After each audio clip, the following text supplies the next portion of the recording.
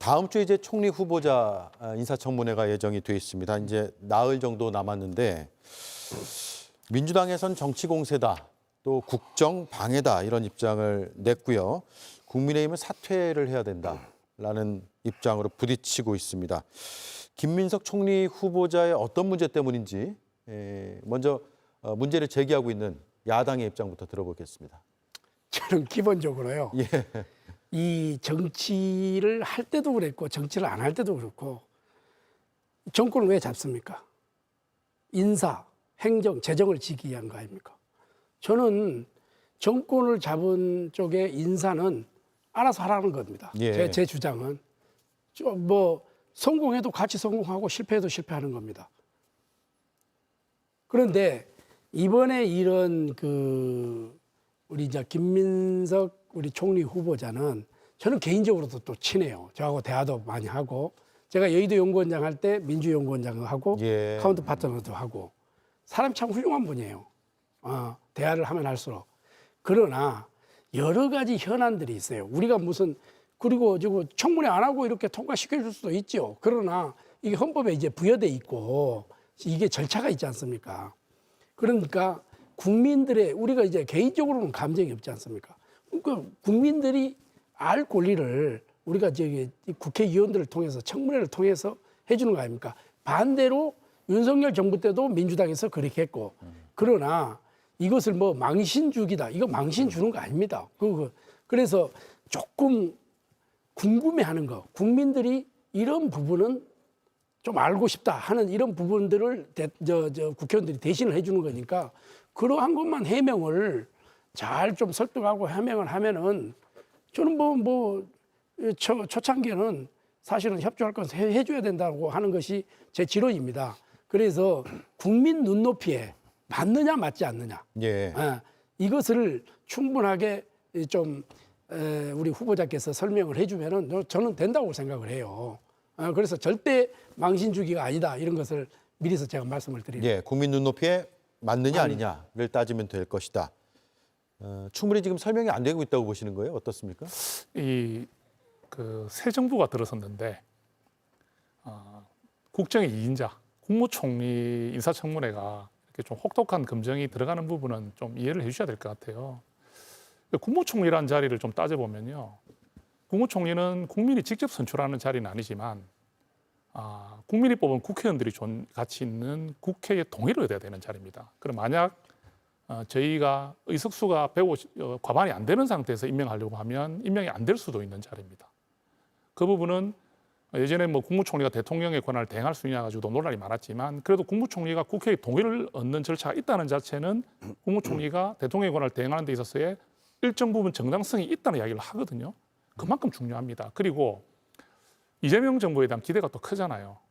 그죠? 큰 상황에서 이제 국무총리를 임명하는데 야당이 된 저희들이 이렇게 좀 철저한 검증을 하겠다는 것을 어느 정도는 좀 인정을 해야 되는데 저희 메신저 역할을 하고 있는 의원들이 또 대래 좀 공격을 당한다든지 이런 부분들은 저는 좀 바람직하지 않다 생각을 합니다. 물론 기분도 나쁘고 감정도 상하고 지나치지 않느냐는 생각을 할 수는 있는데 저희가 지금 야당이 됐거든요. 야당이 존재하는 이유는 견제잖아요. 또 인사청문회가 존재하는 이유가 뭡니까? 아무래도 공직을 수행하는 가장 중요한 자리에 있는 국무위원들, 그죠? 국무위원들은 이번에 계엄을 선포할 때도 국무회의의 의결을 거치지 않은 것이 절차적 정당성을 어겼다는 말이 나올 정도로 국무위원의 역할은 상당히 중요합니다. 그런데 그런 상황에서 지금 나오는 의혹들이 있는데 물론 이 의혹들 중에서 김민석 후보자가 봤을 때 좀 억울한 부분도 있을 수 있어요. 그렇지만 우리가 충분히 제기할 수 있는 자료 요청, 수치로 증명할 수 있는 것들 있지 않습니까?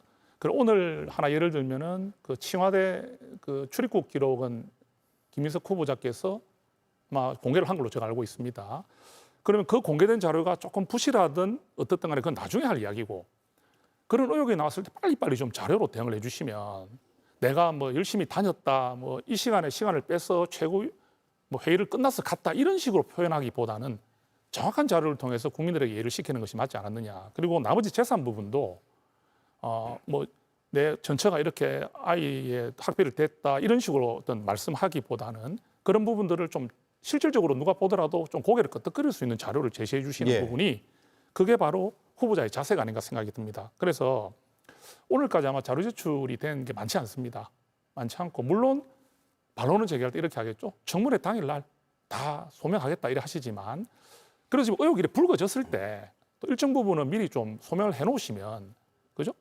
그 당일에 가가지고 또 국민들이 또 바라볼 때 그 해명에 대해서 좀 더 설득력을 가지는 것을 공감할 수 있지 않겠습니까? 그래서 저는 우리 민주당에서 바라봤을 때 우리 국민의힘이 너무 지나치게 그 새 출발을 하려는 그 정부의 청문회를 이렇게 만드느냐는 지적을 하겠지만 저희는 야당으로서 그렇게 밝게 할 수 없음을 서로의 입장을 좀 바꿔놓고 생각하면 예. 어떻겠나. 야당의 봅니다. 역할이 또 정부 견제, 인사 검증 예. 이런 것들이 있는 것이 분명한 사실이고요. 민주당이 야당일 때도 마찬가지로 네, 혹독하게 하셨어요. 혹독한 검증을 했고, 다만 그 팩트, 그러니까 사실관계에 기반한 의혹 제기와 그에 대한 반박들이 오간다고 한다면 국민들도 잘 판단하실 수 있을 것 같고요.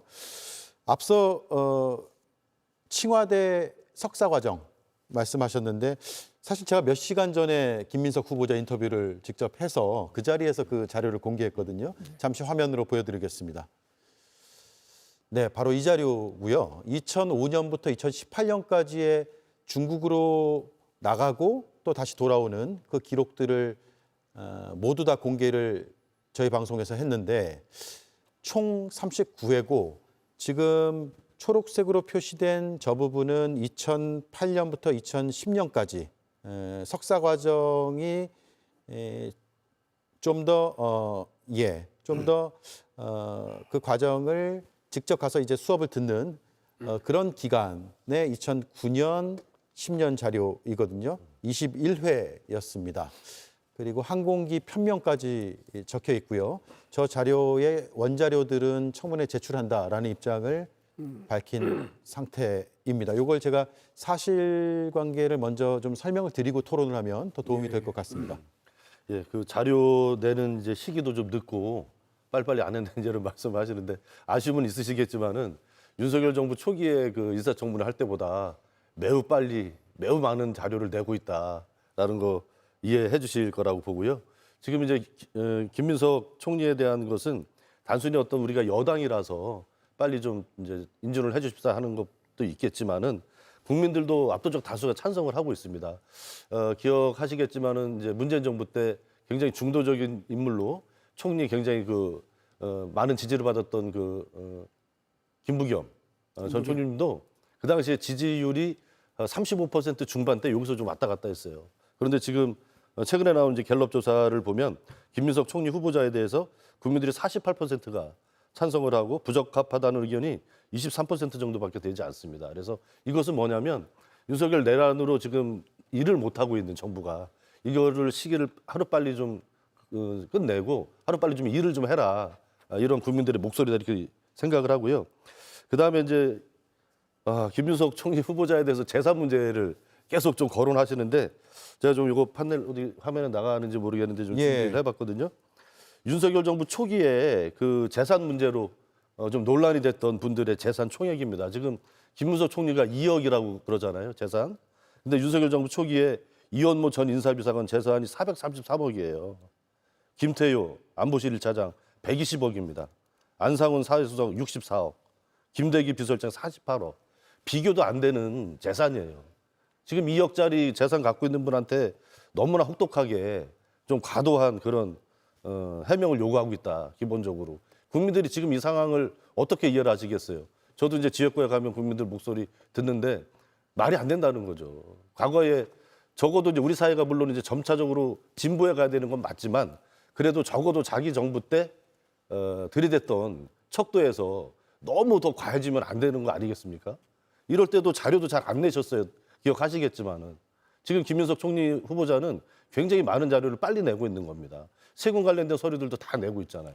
그리고 아까 나왔던 그 출입국 기록도 저렇게 자세하게 내봤던 기억이 없어요. 제 기억에는 윤석열 정부 초기 인사청문회 할 때. 그래서 정말 그 어느 때보다도 성실성의껏 자료도 내고 있다. 그래서 과도하게 이렇게 의혹을 부추기고 하는 것은 정권 초기에 좀 도움이 안 될 것 같다 이런 말씀 드리고 싶습니다. 예, 그 과도하게 그걸 하는 거 아니고 지금 저는 간단하다고 생각해요. 이게 어렵고 힘들수록 정도를 가면 되는 거예요. 나는 김민석 후보를 아끼는 측면에서 이야기하는 거예요. 뭐냐? 자, 수입이 5억이다. 그러면은 지출이 13억이다. 그러면 차이가 8억이다. 그럼 본인이 억울할 부분이 있죠. 나 8억. 나 우리 예를 들면 우리 부승찬 의원님한테 뭐 1억을 빌렸다든지 이 정확한 그거를 제시할 수 있어요. 어느 정도에 다 맞출 수는 없겠죠. 예. 하다 보면은 그러면 약간의 차이가 있어. 아, 그러면 국민들이 봐서 저 정도로면은 우리가 이해한다. 저도 전 재산이 2억밖에 없다 이래서 깜짝 놀랐어요. 이게 공짜가 하나 빠졌나? 이렇게 생각을 했는데 정말 안타깝기 짝이 없죠. 왜냐하면 평생 그렇게 하면서 또 본인이 야인 생활을 또 오래 했잖아요. 그렇지만은 수익과 지출이 좀 차이가 있기 때문에 그러면 정확하게 그거를 제시를 해주면 되는 거예요. 그 우리가 무슨 아까도 서두에 말씀드렸지만은 우리가 왜 망신을 줍니까? 그런 건 아니지 않습니까? 그리고 또 좀 아픔이 있잖아요. 가족사에 또 이혼도 했고 그래서 그 전처까지 불러가지고 뭐를 하겠습니까? 그러한 것을 지출과 수입이 안 맞으니까 그 부분만 좀 해명을 해달라는데 그것도 지금 좀 너무 무리하다 이렇게 하면은 좀 너무 무리한 것 같아요. 우리도 예. 우리가 민주당한테 무리하게 아니, 두는 것 같아요. 그런 예. 거예요. 저는 이제 정성국 의원님 말에 전적으로 공감합니다. 그래서 여야가 바뀐 입장에서 네.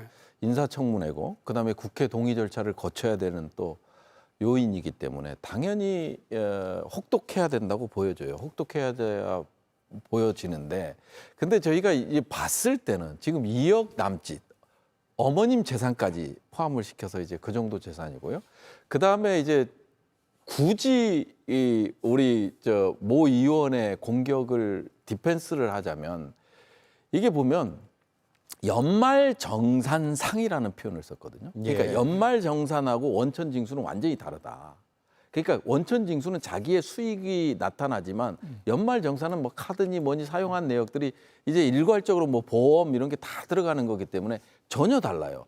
그리고 근로소득 같은 경우는 근로자인 경우는 맞을 수가 있는데 기타 근로소득자들 있잖아요. 알바를 한다든지 뭐 예를 들어서 뭐 출판 기념을 해서 소득이 생긴다든지 방송에 출연한다든지 이런 부분은 또 연말정산에 안 들어가요. 빠지는 부분들이 있어요. 기타 소득 부분에서 빠지는 부분들이 있거든요. 그런 부분들이 좀 있는 것 같고요. 아까도 말했지만 전 부인이 이제 유학 학비를 댄 거라든지 뭐 이런 부분들은 이제 걸러내야 되는데 연말정산은 1년을 기준으로 해서 다 누계가 되는 거기 때문에 걸러내지 못한 부분도 있거든요. 그래서 우리 민주당이 김민석 총리 후보가 이게 설명을 하는 데 있어서 어려운 점이 있죠. 연말정산을 딱 가져가서 13억과 5억이니까 8억의 차이가 난다 해버리면 그러면 이게 말이 안 되는 거거든요. 본인이 일한 거, 본인이 수입을 얻은 거에 대해서 원천징수 그 증빙자료 있잖아요. 이걸 상해서 이걸 비교했다면 조금이라도 이제 모든 게 합쳐지니까 이런 부분이 있는데 예. 이런 부분들에 대해서는 국민의힘 의원이 조금 그 기준을 잘못 갖다 이제 주장을 하고 있다 이런 입장인 거죠. 네, 제가 시청자들의 이해를 돕기 위해서 표로 다시 한번 설명을 드릴게요. 지금 국민의힘에서 주진우 의원이 주장하는 바인데요. 공식 수입은 국회의원 세비 한 5년간 5억 1천만 원 정도인데 쓴 돈은 추징금에 6억 2천만 원, 신용카드와 현금이 2억 3천만 원, 기부금이 2억 원이 있고 월세와 아들 유학비가 최소 2억 5천만 원이 나갔다. 즉 한 8억 원 가까이가 되기 때문에 여기서 13억 정도가 되기 때문에 한 7.9억 원 정도의 차이가 난다. 약 8억이. 예, 약 8억 원 정도인데 마찬가지로 제가 김민석 후보자를 몇 시간 전에 인터뷰했을 때 저 부분에 대한 질문을 했었고 예. 입장이 나왔기 때문에 그걸 설명을 드리고 또 토론을 하면 될 것 같아요. 일단 자녀의 유학비는 빼야 된다. 전 배우자가 지출한 것이다라고 했고요. 그리고 나머지 금액은 경조사비, 축의금이죠. 그리고 부의금.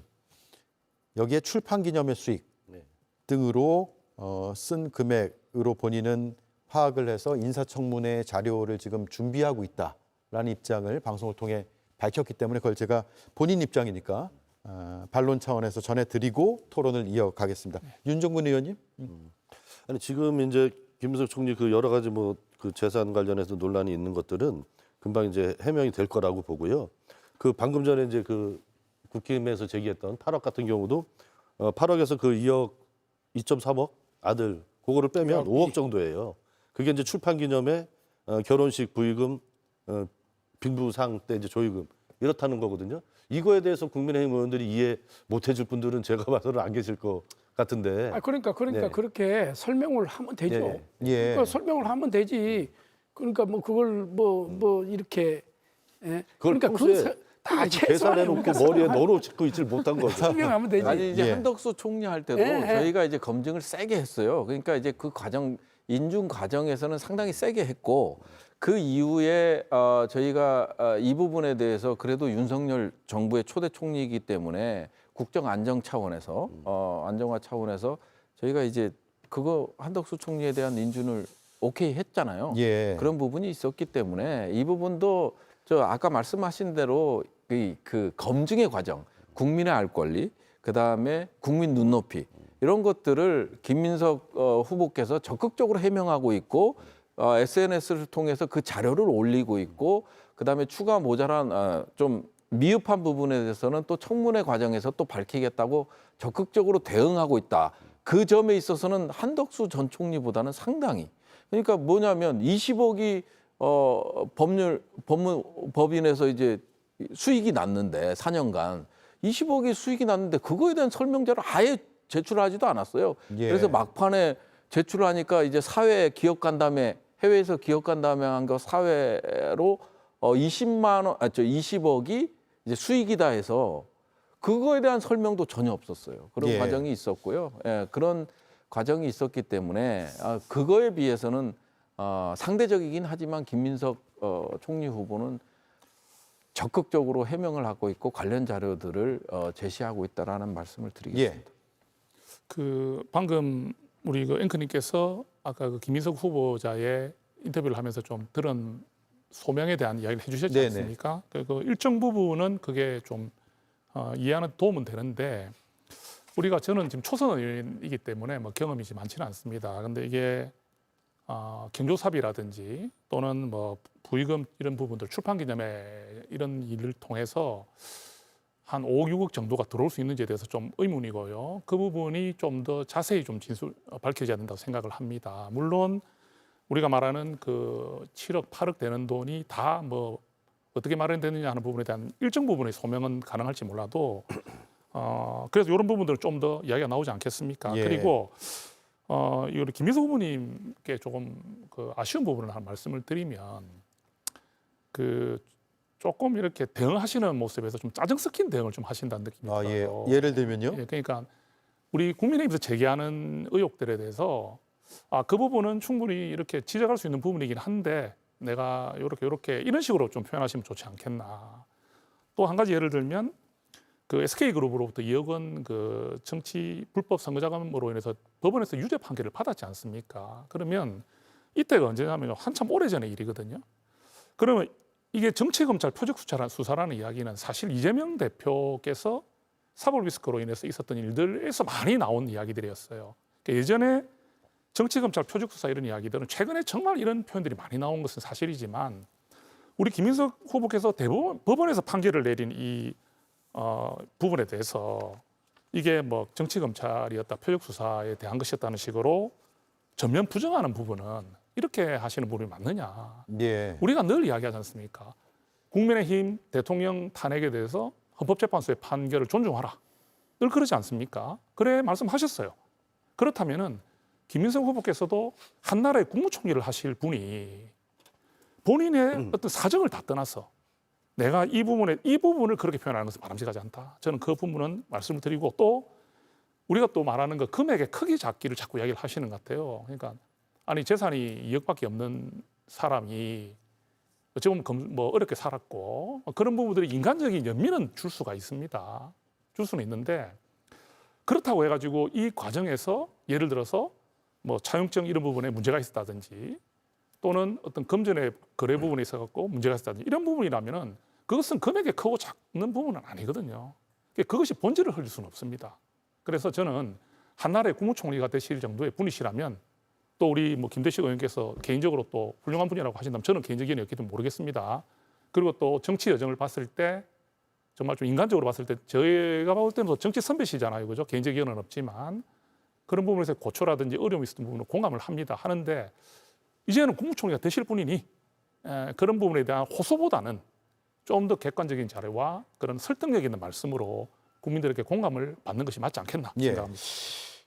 예, 먼저 드릴게요. 예, 예. 예, 그 제가 알기로는 이제 출판기념회가 이제 한 번이 아니라 여러 차례 이렇게 좀 했던 걸로 이제 전해 예. 들었고요. 좀 전에 말씀 주신 그 2002년 그 사건 같은 경우에 그 당시에 이제 김문석 후보가 이제 제가 뭐 직접 들은 얘기거든요. 서울시장 이제 후보로 출마를 했었죠. 그래서 SK로부터 2억을 받아서 정치자금법 위반으로 이제 유죄가 된 건데 이게 이제 어떤 거냐면 법원에서도 인정을 했어요. 김문석 후보가 당시에 직접 기업에 정치자금을 요구하지 않았다. 이거는 법원도 인정을 했습니다. 법원도 인정을 했는데 불법 정치자금을 인지하고 받았다는 판단. 이것 때문에 이제 유죄가 난 거거든요. 이렇게 말씀드려 볼게요. 친구랑 동업을 해서 회사를 운영을 하는데 어려운 일이 생겼어요. 그래서 저는 모르게 다른 친구가 어떤 이제 자금을 차입해서 썼단 말입니다. 근데 이 과정에서 회계가 불법적으로 됐어요. 그래서 같이 책임을 지게 되는 이런 상황이 연출된 겁니다. 그 당시에 이제 정치자금법상 후원 가능한, 모금 가능한 금액의 한도를 넘었었기 때문에 문제가 된 거예요. 만약에 그 안에 들어갔다면 그것도 문제가 안 됐을 겁니다. 그래서 이거를 엄밀히 보면 본인이 꼭 책임지고 다 추징금 내고 그래야 될 의무도 사실은 없는 거예요. 그거는 회계 담당자 잘못이거든요. 그런데도 김문석 총리 후보자는 이거를 본인이 다 책임지고 지금까지 가중 계산까지 되면서 이걸 다 낸 겁니다. 어떻게 보면. 그래서 그 당시에 있었던 그 선배 정치인들은 그걸 왜 당신이 다 뒤집어 쓰고 책임지고 그 재산도 없는 사람이 지금까지 그렇게 고생을 했냐. 이렇게 얘기를 하는 거예요. 그래서 완전히 김문석 후보자가 정치법 위반으로 100% 유죄가 된 것이 아니고 법원에서도 김 후보자가 정치자금을 요구하지 않았다라고 하는 것은 분명히 인정한 사실이고 이런 정한의 사정이 있었다라는 걸 좀 말씀드리고요. 이런 말씀 드려도 되는지 모르겠는데 제가 개인적으로 정치인으로서 또 김문석 후보를 총리로 지지하는 이유는 많이 떨어지고 고생하셔서도 한 이유가 됩니다. 그 링컨 대통령의 인사 쓰는 원칙이라고 그러죠. 본인은 떨어져 보지 않은 사람, 낙선해 보지 않은 사람은 참모로 쓰지 않는다.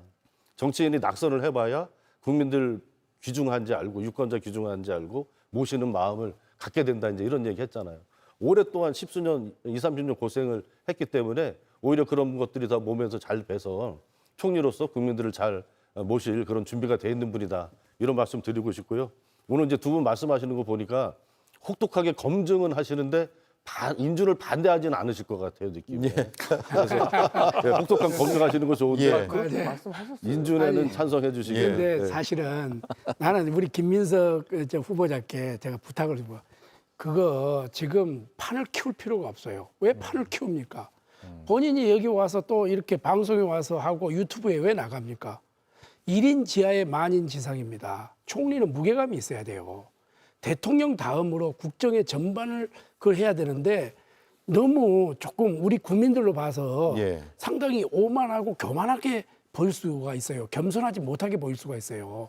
그래서 정말 묵묵히 자기가 내가 검증해서 청문회에서 모든 것을 밝히겠다 하든지 이래야 되는데 본인이 유튜브에 나가서 설명하고 뭐 하고 또 뭐 업무 보고받고 이렇게 하니까 본인의 진심은 그렇게 아니더라도 국민들로 봐서는 겸손하지 못하게 이렇게 예. 보는 거예요. 예를 들어서 이런 것도 밝히는 것도 왜 방송에 와서 밝혀야 되는 겁니까? 예. 안 그렇습니까? 거기서 청문회에서 정정당당하게 내가 이렇게 수입은 이러는데 지출이 이렇고 내가 사인간의 채무는 이렇고 뭐 부의금이 얼마 들어가고 출판기만 얼마 들어가고 이런 그걸 해야 되는데 미리서 이렇게 하니까 침소 봉대가 될 수도 있고 확대 재상산이 될 수 있잖아요. 예. 그런 점에서 저는 좀 겸손하지 묵직한, 않다. 겸손하지 않다. 예. 그런 점에서 우리 국민들이 그렇게 바라볼 수가 있으니까 좀 지금부터는 좀 예. 무겁게 예. 예? 해달라 하는 오늘 인터뷰 무겁게 했습니다. 무겁겠습니까? 제가 이거 이렇게 하면은 이거 김민석 아니, 후보를 약간- 계속 대변하는 이런 느낌이 아니 그러니까 들어서 약간 상당히 근데 그러니까 반론을 하자면 결국은 그 인청 의원이 국민의힘당 의원이 이제 제기를 했기 때문에 아까도 말씀드렸지만 국민의 알 권리라든지 눈높이를 충족시켜야 되잖아요. 물론 청문회에서는 자세히 밝힐 거지만 그 전에 준비되는 대로 국민들에게 소상히 설명한다. 총리 후보자로서 설명한다로 이해해 주시면 감사하겠다는 예. 얘기죠. 저하고 인터뷰한 게 그 가벼운 처신이라는 취지로 말씀하시는 건 아니죠? 그렇죠. 아닙니다. 아닙니다. 그건 아니고. 예. 추가로 예. 말씀 하나 드리면요. 예, 예.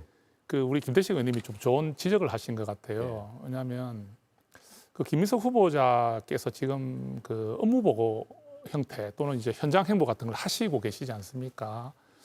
근데 이게 과거에 뭐 총리 후보자가 이렇게 했다 저렇게 했다가 중요한 게 아닌 것 같아요. 지금은 제가 아까 말씀드린 대로 권력이 집중돼 있는 현상이고, 그리고 또 우리가 또 이런 표현도 좀 하잖아요. 이재명 대통령을 지키는 데 있어서 가장 큰 공을 세운 분도 맞습니다. 그러니까 우리가 이재명 대표가 굉장히 어려운 정치를 하시고 뭐 이렇게 대통령께서 이렇게 정치 여정을 올라오실 때 옆을 지켰던 의원의 그런 어떤 동지에 대한 그런 마음들, 뭐 우리가 정치하면서 있을 수는 있겠죠. 그런 여러 가지 이유들, 또 김민석 후보자의 그런 자질이나 능력, 그런 것들이 있어서 대통령께서 지명하셨던 걸로 생각합니다. 그런데 과거에 이런 일을 할 수 있었다 없었다 떠나서 지금 기준에서 좀 낮은 자세로 정말 임하셔야 된다. 그래서 그 첫 번째 중에 하나가 우리 메신저에 대한 공격도 뭐 김민석 후보자가 직접 하신 건 아니지만 그 어떤 동료를 향한 마음들을 표현하실 때 지금은 인사청문 대상자는 김민석 후보자입니다. 그걸 지적하는 분이 재산을 얼마고 하는 게 중요한 게 아니거든요.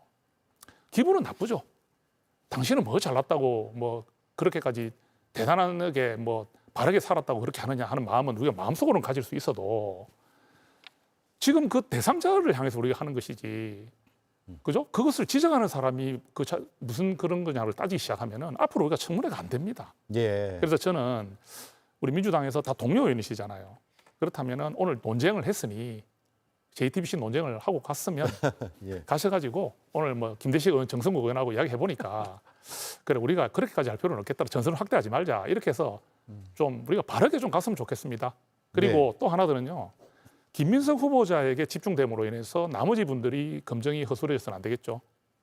근데 지금 이게 너무 김민석 후보자에게 좀, 물론 아직까지 장관들이나 이런 분들이 지명이 안 됐기 때문에 지명된 분들이 그렇게 많지는 않은 상황이지만 우리 오광수 민정수석 낙마했지 않습니까? 예정자. 그런 상황이 그때 되고도 했는데 다른 분들에 대한 검증도 저희들이 좀 더 관심을 가지고 민주당도 좀 더 철저하게 인사검증을 하셔가지고 이런 공직 후보자들이 이런 국민들의 이런 맞지 않는 분들이 되지 않도록 더 노력해 주시기를 부탁을 좀 드리겠습니다. 예.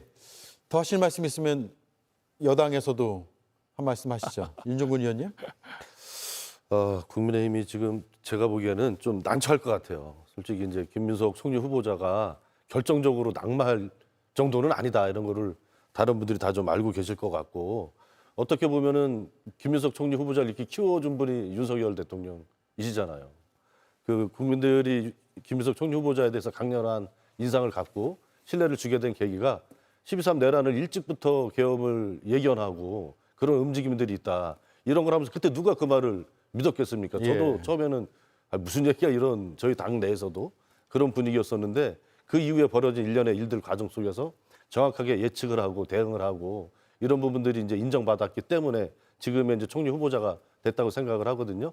그리고 이제 더 중요한 것은 그렇기 때문에 이제 내란 6개월 동안 우리나라 경제가 예측 가능성을 갖고 있지 못했지 않습니까? 그러다 보니까 경제 성장률도 이제 많이 하락되고 그랬는데 그런 측면에서 이재명 대통령, 김민석 총리 이 체제에 대해서 국민들이 기대하는 것은 한마디로 말하면 일하는 정부를 만들어달라라는 거라고 저는 생각을 해요.